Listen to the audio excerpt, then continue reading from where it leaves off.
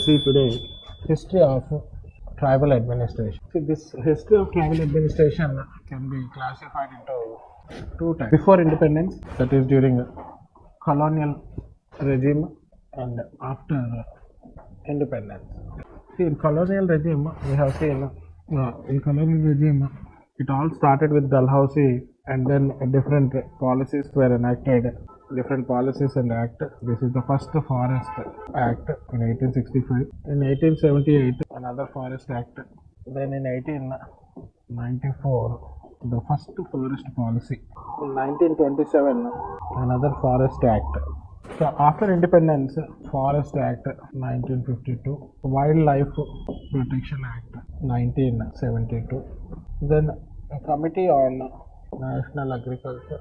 National Committee on Agriculture and Tribal Rights 1976, a review of rights and concessions of tribal people 1980, B. K. Roy Burman Committee 1994, then 1988 New National Forest Policy, in 2006 Recognition of Forest Rights Act.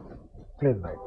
Dalhousie was the first colonial administrator who went for huge scale deforestation to send teak or timber for shipbuilding industry in UK. The first Forest Act came into existence in 1865, which restricted activities of tribes in forest areas. It was the first step to deprive the tribal people of their rights on forest and land. The second Forest Act in 1878 imposed certain punishments and fines on tribal people in order to regulate tribal activities. Even trespassing and pasturing of cattle was made a punishable offense. So this is about it.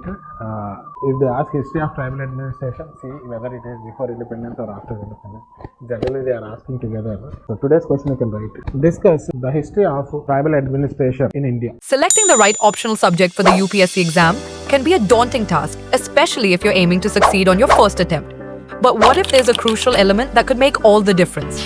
That element is continuous answer writing practice. At Vijetha IAS Academy, our Anthropology Optional Foundation program offers a comprehensive approach. Not only will you delve deeply into the subject matter, but you will also engage in daily and weekly answer writing exercises.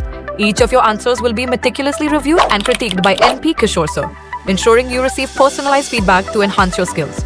This approach has already helped many students achieve impressive marks and ranks, such as Akanksha Singh, 311 marks in Anthro CSE 2022.